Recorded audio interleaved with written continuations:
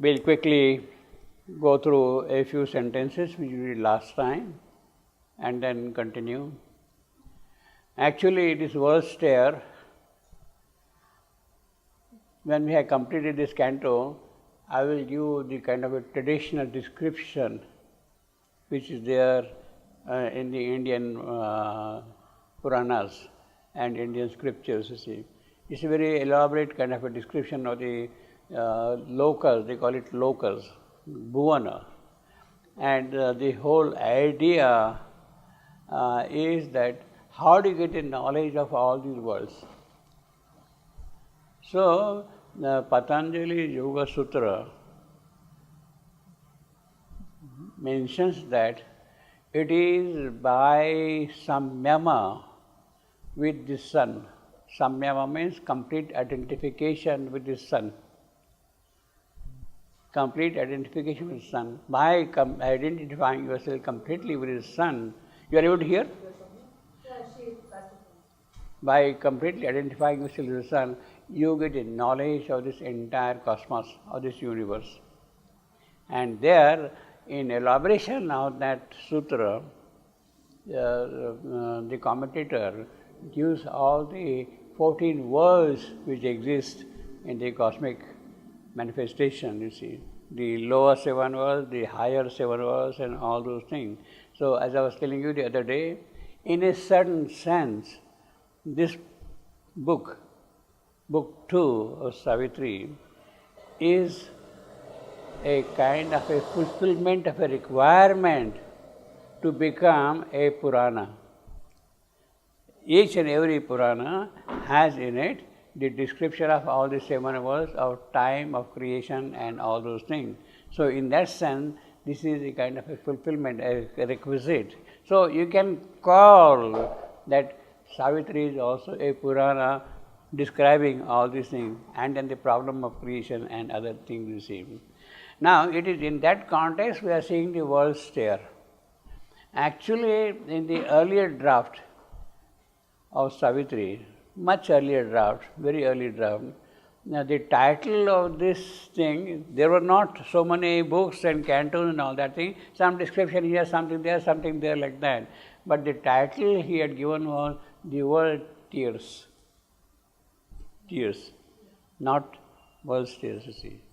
That was the title he had given. Then later on, of course, he has changed. And then with that title, you have got the traveler of the worlds, who is going from place to place to place to place, you see.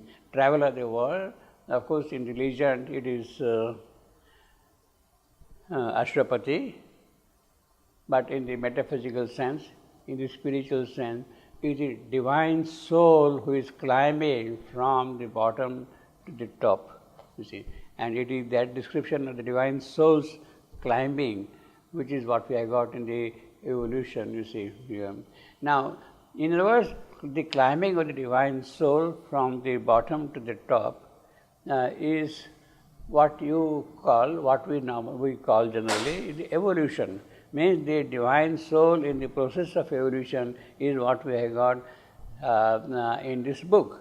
And this particular canto, the first canto of the book, is a kind of a preface, a kind of an introduction to the entire scheme of this World-Stair. And it is that World-Stair which is being kind of introduced to us, and then he will go into every detail which are mentioned in this preface or in this introduction. So, in the preface he says, all are found there, the unique had dreamed and made. Now, he says, the unique had dreamed.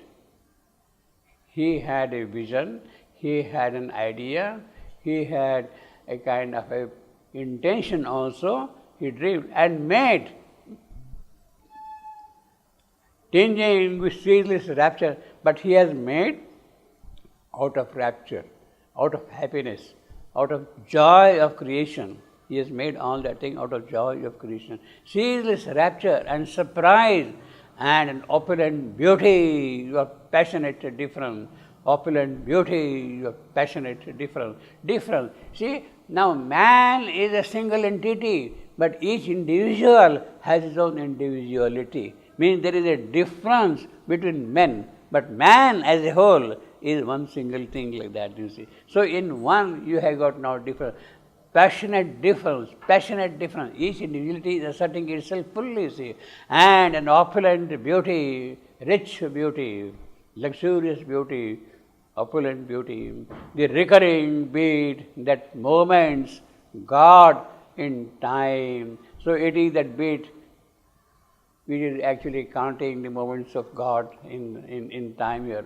Now, yes, now this is the description of the unique what has dreamed and made.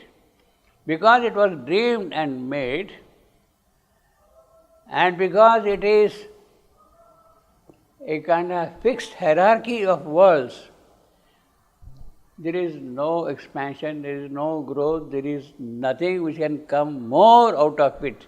Each one is its own fixed character, fixed type.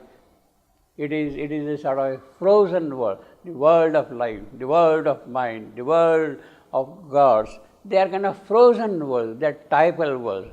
I mean, they remain as they are. Therefore, they do not really grow, they do not really expand as such. But they have still a purpose of being there as typal worlds, you see. Now, because they are typal, there is no movement. Therefore, what was missing was the timeless word which expresses a creative joy of bringing out something more and more in this manifestation. That is what the word stands for. The word stands for Brahma. Brahma means the creator, stands for, you see, that carries eternity, is lonely sound. The idea, self-luminous key to all ideal, the integer of the Spirit's perfect sum, that equates the unequal all to the equal one. There is a kind of oneness in all the differences still, you see. The single sign interpreting every sign. You see, there are a variety of signs. You see objects, variety. In fact, you see, for instance, in a very good, nice place, you have got, say, greenery.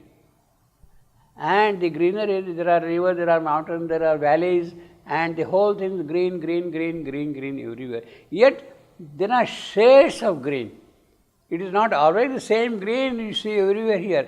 There is a different shade here, there is a different shade here. Means there are greens and greens also, green in differences. Now, each one is characterized by its own nature, by its own way of looking at things, its own quality. So, that is what happens here, that there is a oneness, yet each oneness is manifesting its own personal, individual, particular characteristics, you see.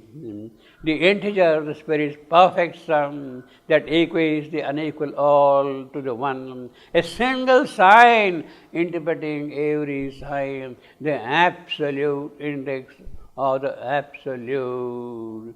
Yeah, means there is a stamp of that absolute in every individual character also. This green, this shade of, this may be a parrot green, this may be avocado green, this may be some other kind of a green like that. You see, there are different greens, but each one has its own index of the absolute. You see, it's not just an avocado green, it manifests something of its own nature, you see, like that, you see. The absolute index of the absolute. Now, with this then, he sees that. He sees this world now. Only he was missing, all right. Now, in other words, each green has to manifest its own character. That is what it means. That timeless word is not there. You have got shades of green, but they have not come into full manifestation, into their own growth, into their expression of what they should be, really, you see. Now, what is the purpose of that thing, etc.? That is what he is going to describe slowly, you see now.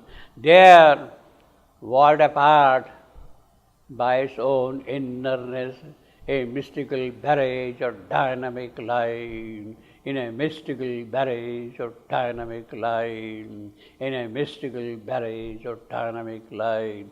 Very powerful line, and it scans very beautifully. In a mist is an anapaes, another anapaes, range of Spirit, dynam,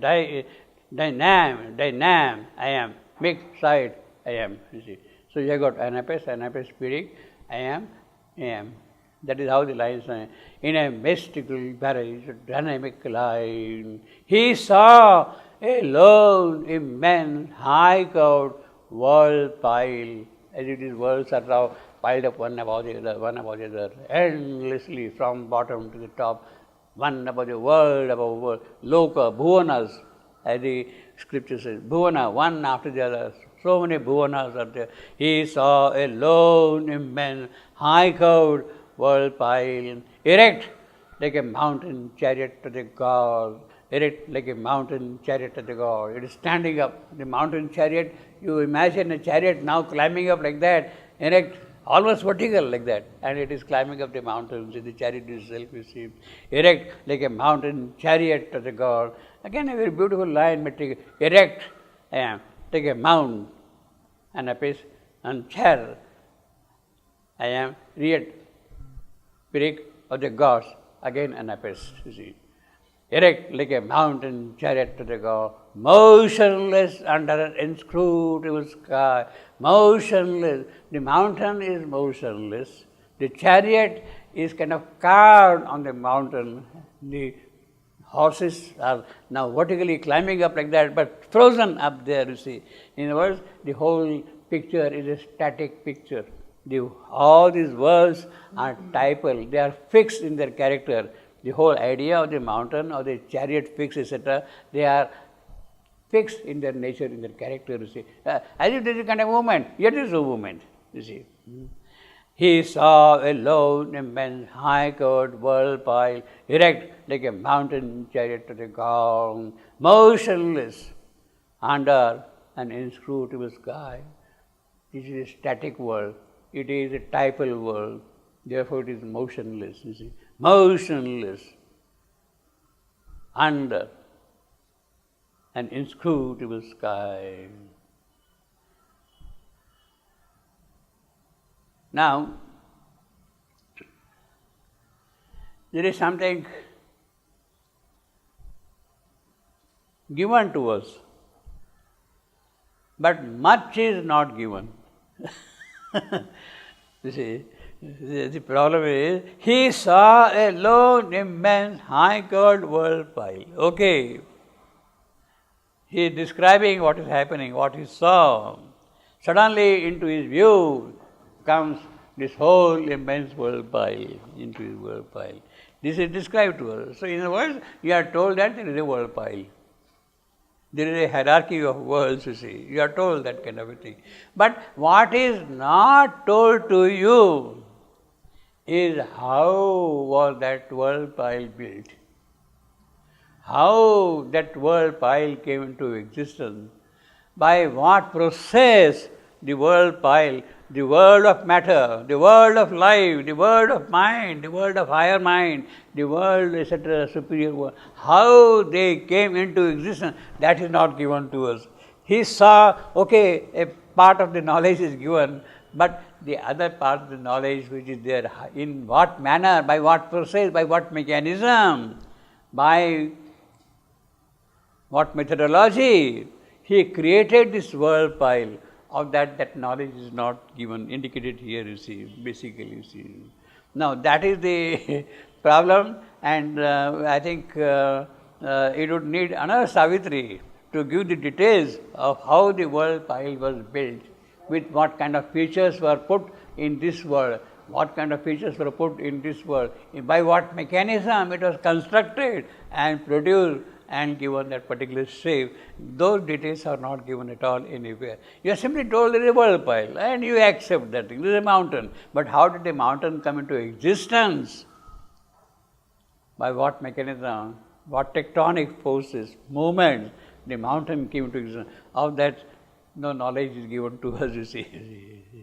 So the world pile is described, but we feel little uncomfortable that the way the world pile was built, of that we had no knowledge. Now, perhaps For the purposes of Savitri, that is not necessary. And therefore, the poet is not, the yogi is not going to dole out what is irrelevant, what is not required for his immediate context. He is very methodical, very particular. My object, my way of doing is this one, and whatever is required, I am going to give to you to that. How it has happened, that is another issue. I will have to write another life divine or another Savitri, which is a different matter altogether. See. He saw, see that word saw tells you that.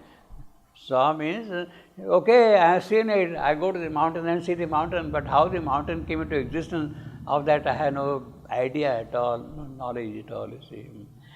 Erect like a mountain, chariot to the gods, but at the same time, he has a double knowledge. Yes, there is a mountain, and there is also a chariot of the gods. See, he has got that knowledge of that thing also. It is not suddenly coming from where. Chariot of the god means there is a kind of a movement already built into that kind of a, there is a sort of a movement. A chariot of the god, chariot of the gods probably. Now the gods, they go from one place to the one plane to the upper plane like that. In fact, at times they carry the great rishis also in their chariot and take it to their heaven. See? Chariot of the god, they take the rishis also up there. See? Erect like a mountain, chariot to the god. You see, if you make a good painting of this one, it will look so beautiful, you see. You see. Motionless under the inscrutable sky, motionless, frozen, typal. That is what that motionless, inscrutable sky. What is inscrutable sky? Satchidananda world, the higher world, the superconscient world. This is the expression of the universe. Beyond the universal is the transcendental. So the inscrutable sky is the transcendental sky. Under this eye of the sky is present this world, motionless under the inscrutable sky.